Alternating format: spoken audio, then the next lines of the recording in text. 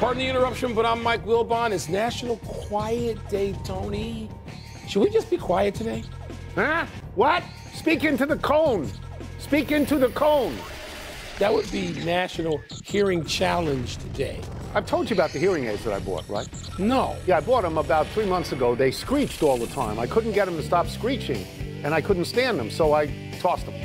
There's an effective plan. Well, it didn't work. There you go. Didn't work. Welcome to PTI, boys and girls. In today's episode, the NFL reconsiders the tush push. Mookie Betts really wants to be a great shortstop, and the Thunder let one slip away. Man. But we begin today with tonight's NBA game between the Lakers and the Mavericks in Los Angeles. This will be the first time Luka Doncic faces the team that traded him away after 6.5 seasons. That was the biggest NBA trade in recent memory. Wilbon, who do you expect to be more motivated tonight, the Mavericks or Luka? Oh, Luka. I mean, he's playing against his old teammates, and I presumably still loves them. He's been apart for a week. Yeah, this isn't the game that has all the emotion that will be ginned up and will be some kind of crusade. That's the game in Dallas. That's the game back in Dallas. I know. Not the game in L.A., where, as usual, they'll get there and they'll wander around and eat expensive treats until 4 minutes left in the first quarter, and then they'll get into the game. It's in L.A. It doesn't, But the Los Angeles Lakers are involved, and you talk about this every day because I know how obsessed you are with the Lakers and Warriors, but the Lakers more so. It's a scramble. And because it's a scramble, you got to play. I've heard one show already. Does Luka need to make a statement? Luka needs to win the damn game. Luka needs to have the game like he had the previous game when he had 30-something, and he and LeBron looked like this great pairing that we expect them to be. That needs to happen. It needs to happen now. It needs to happen repeatedly between now and the middle of April when they get to the playoffs. So my answer would change here if Anthony Davis were playing. Oh, yeah. If he was returning to L.A., that would be an entirely different dynamic with a game in L.A., but he is not going to play. The only person affiliated with Dallas who has any motivation in this game is their general manager, Nico Harrison, and his motivation is to not be fired after an insane trade. And I cannot imagine any player saying to the other players, let's huddle up, let's win one for Nico. That is not going to happen. So the answer, as you said, is going to be Luka Doncic. He's going to have the greatest moment. In fact, if I was the Lakers, I would worry. I would worry that he would be so sky high that he would injure his calf while trying to jump over the basket. In fact, I would do an over-under on his blood pressure at the tip, and I'd start at 300. And I think his teammates are going to be jacked up, too. They will be. For him. They will be. And so I think that I should correct that for a second. Not all his teammates, because I guess Connect and Reddish are waiting for a train ride to go to the next place they're going to be. But Dallas is chum in the water. They're a prop. If they win this game, I'm done with the Lakers. But one guy who's got some motivation on that side in the other uniform, in the other jersey, is Max Christie. Okay. He can say to the Lakers, really? You could have kept me and got rid of one of these other stumble bums, and you didn't. And now I'm averaging about 18 points a game. I'm playing multiple positions. Yes. I can defend, and you couldn't see that when I was in the purple and gold? You mentioned the game coming up in Dallas. It's April 9th. Yeah. That the sound of that game at the beginning, if I'm Nico Harrison, I do not show up. Disaster. Well, disaster. I've seen him at road games. I don't think he's been his usual seat in Dallas. I don't think so. Now, if they give Anthony Davis, they have a chance to win. They have a chance to win. Maybe another week. But that's going to be 10 days. That's going to be Davis. bad sound. Maybe. Bad sound. Let's move to the NFL Network's report that the league will review the tush push next month. The Eagles have used the play to great effect, but one team, Diana Rossini reports that it's the Packers, has proposed banning it. Packers president Mark Murphy has called the play bad for the game, and Bills head coach Sean McDermott calls it a health and safety issue, Tone. You see it the way they do? Do I see it as a health issue? Yeah. To who would it be a health issue? To the mental health of the teams that can't stop the play? Because they can't stop the play. Jason Kelsey says it's a health Sean issue. McDermott... He was on the right end. We'll get to him. Okay. We'll get to him. What Sean McDermott is doing is very cagey.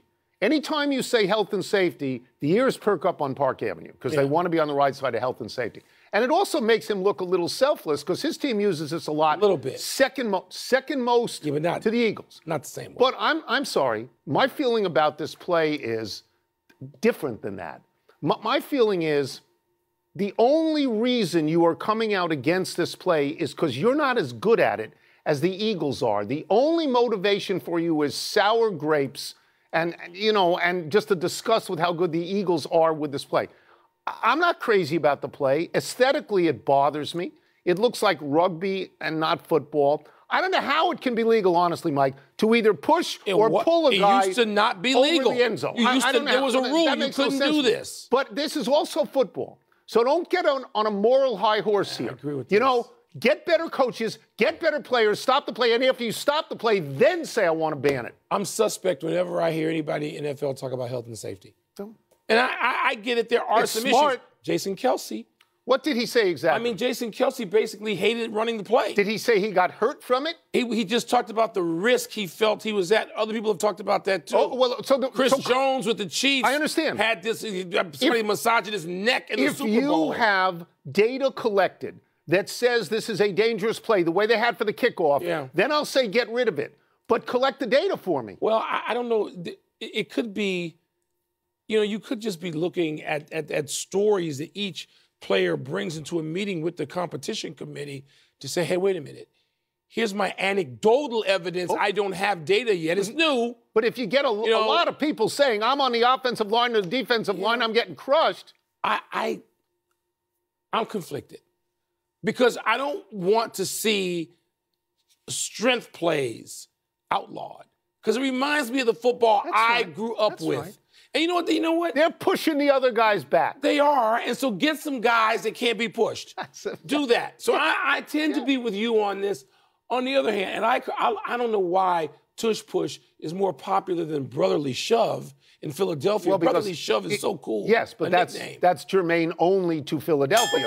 Tush push can be used anywhere. Nobody else has perfected it. Only the Eagles have perfected it. Which is why I think everybody else is against it. They are. Because the Eagles have it. But you also, by the way, when you got a quarterback who can bench like 400 pounds and a running back who can squat 600, it's not just the linemen. That's right. You got to stop those two, and you can't. Let's get off football. Let's move to baseball and Mookie Betts, who I know you love. Mookie. Betts once returned to shortstop, the position he came into professional baseball playing. The Red Sox moved him to second in the minors and then to right field in the majors. The Dodgers left him in right field until necessity forced him to short last season. Betts made 9 errors in 65 games there, not great. But he worked all offseason at short. He wants to play short. Betts told Bob Nightingale of USA Today, quote, "This is not like a vengeance tour. It's about proving a lot of people wrong, but more than anything, it's about proving myself right," unquote. Well, Bob, is Mookie right to return to shortstop, or are the Dodgers better off with him at a less demanding position? I don't know that he's right. You only prove yourself right if he goes through this season and he's better than average. I'm not even saying Gold Glove. Right. But the reason, Tony, this becomes more important to me, the Dodgers went on Mookie's crusade. They went on his word. They didn't go out and acquire, and God knows they could buy any shortstop. Yeah. They could probably go out and buy the ghost of Cal Ripken right now and pay $1 billion for him. If they could put the 1981 Cal Ripken out there, they would. They could afford it. But they didn't do anything. So Mookie has that position, and now you need to leave him out there. He's worked at it. I believe in him. I mean, part of this is you're betting, pun intended, on Mookie Betts being a better shortstop because he's worked at it. Yes, no, I agree with that. What we have here is a reverse Mike Trout situation. Mookie Betts is saying, put me at the more stressful position rather than going into an second most important defensive position when you say catcher, shortstop. Center field, shortstop, to me. You know, I mean, it feels a little like a vanity project to me, and the Dodgers would never have been in this position if they had kept Corey Seager. But this is not, and I'm going to underline what you said, this is not a situation like when the Red Sox go out and they get a Gold Glove third baseman in Alex Bregman, and then their third baseman, Rafael Devers, who's not very good, says, I'm not leaving third. Mookie Betts has said, not taking somebody's spot. Doesn't work out, I'll go play someplace else. I would just like to try to play this position. And much like you, I would bet on Mookie Betts. Yeah. He's that great a player. Good. I would bet on him. He's that good, and he spent countless hours in Mookie Betts doesn't need to do that, right? People talk about legacies. Okay, even though Mookie Betts is still in his prime, his is set. Yeah. But for him to want to do this badly enough to work at it in the offseason, in the winter, be out taking ground balls and working with other previously great fielding shortstops, yeah, my money's on Mookie Betts. So I'm going to go another way. The Dodgers are the world champions. The Dodgers are a great team. They can indeed absorb a couple of errors at shortstop for a while to see if this thing works out. You know, as a result, make a deal. As a result of this, by the way, they had enough money, and I got a lot of money, I know, but they were able to sign Michael Conforto. They were able to re-sign Teoscar Hernandez. And Mookie looks like he's made it look like it's the best thing for the team. I don't know that Rafael Devers in Boston has made it look like it's the best thing for the team, right? Let's take a break. Coming up, should we be more focused on the Timberwolves coming back or the Thunder falling apart? I told you that was going to be a great game. It was. But didn't you have the wrong team winning? Yes, I did. Okay, I just want to What's the bigger deal? Pistons winning 7 straight or the Sixers losing 8 straight? Toss up next. My answer will surprise you. My answer will surprise you on that one. Okay. Yeah. Actually, it won't. You've tipped your hand in. Because you know what my prejudices are. Upsets.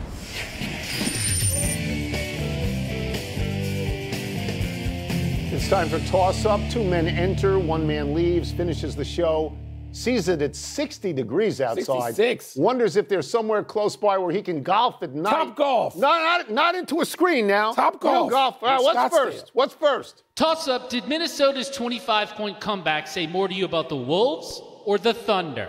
Let me tell you what spoke the loudest to me last night. It was the play where Anthony Edwards blocked Shai Gilgeous-Alexander. I will set this up. There's 13.2 seconds left in the overtime. I believe Minnesota is up by 1. Shai Gilgeous-Alexander, who you have repeatedly said is the MVP this year, he goes to the hoop. He's going to try and make a game-winning basket. Yeah. Anthony Edwards, off the weak side, goes 3 feet over the rim, and he blocks the shot. It's the best defensive play I have seen this year. It is LeBron chasing down Iguodala in my mind. I don't believe, Mike, that there's any bad carryover for Oklahoma City from this one game, except they did give up 16 in a row at the end of regulation. I don't believe that Minnesota becomes a great team because they won this, because, as you know, I hate the trade of Karl Anthony Towns. But what stands out to me and what's worth talking about is that block. Anthony Edwards had one of these last year, where the block was better than the dunk everybody talked about, and they won the game, and he crashed to the floor. This is what he's capable of. And that is why Minnesota is a threat. It's more about Minnesota. And by the way, OKC, who you know from the day of the season started. You pick them all the time. I said OKC, Boston, and I would take OKC. That's right. Because I just think the league's too good to win 2 straight Boston. I'm wrong. Because OKC, I'm not jumping off the bandwagon. But they don't have that thing yet. They're going to get their hearts crushed. That thing you do, as they say, they don't have it? It takes several run-ups, and Oklahoma City's only had 1. And they blow these big leads. They did this the previous night in Minneapolis to the same team. But let me just say this, Tony. Minnesota has everything. We saw them in the conference finals. No, they do. They do have everything. I know they don't have Karl Anthony Towns anymore, but they got Julius Randle coming back.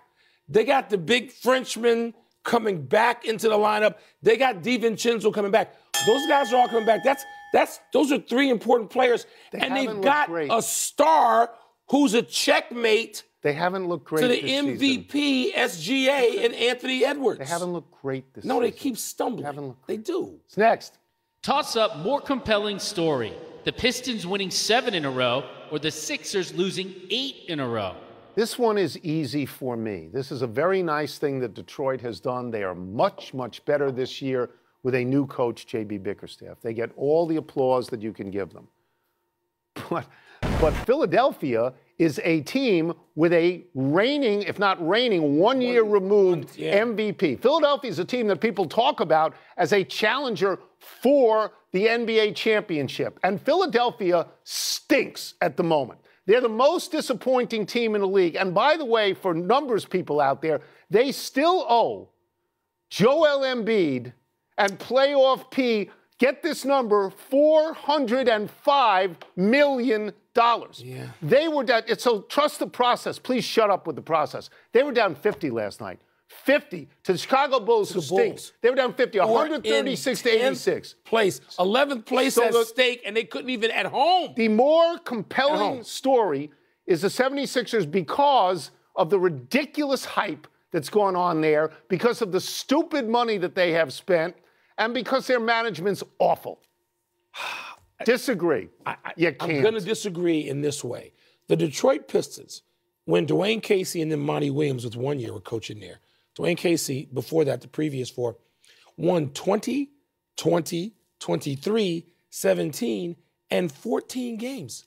They've now won, what, 32 last night? They're a lovely story. So Cade Cunningham is a stud. Okay. Ausar Thompson is a great second, I'm going to say this, you know what I mean by this, a Scottie Pippen-ish figure. You got to have that player, that Robin figure. But nobody is asking Harris, Detroit to win the NBA championship. But you have to start to do something. Okay. They're not waiting. No. They fired my man Monty Williams last year. They made a good I think choice. he laid the foundation for some of this stuff. They made a good JB choice. Bickerstaff is coach of the year right now. 100%. Come on now. 100%. They're doing Although, what you know what? Philadelphia can't do, but you're Let me say crushing this. Philly. Cleveland, because Philadelphia comes in with much greater expectations. Detroit comes in with no expectations. No expectations. You know the guy at Cleveland? And they maybe shouldn't have fired J.B. Bickerstaff, yeah. but the guy at Cleveland's going to get votes. Yeah, he's going to get votes. probably Where am I looking? Over here? That's it. Let's take one last break. Still to come, the Chiefs reveal whether they expect Travis Kelce to return. And Nikola Jokic puts up an absurd number. Did anybody listen to me when I said they owe them $405 million? Yep. That's a lot. Trade. Yeah.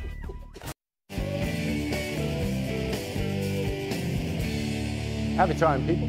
Happy 25th birthday, Bo Nix. Sneaky old, but that's because he played 5 years in college, 3 at Auburn, 2 more at Oregon, where he was Pac-12 Offensive Player of the Year in 2023, last year of the Pac-12, I think. Broncos drafted him 12th overall to replace Russell Wilson and gave him the ball on day 1. Nix led the Broncos to the playoffs for the first time in 9 years. Nix completed 66.3% of his passes.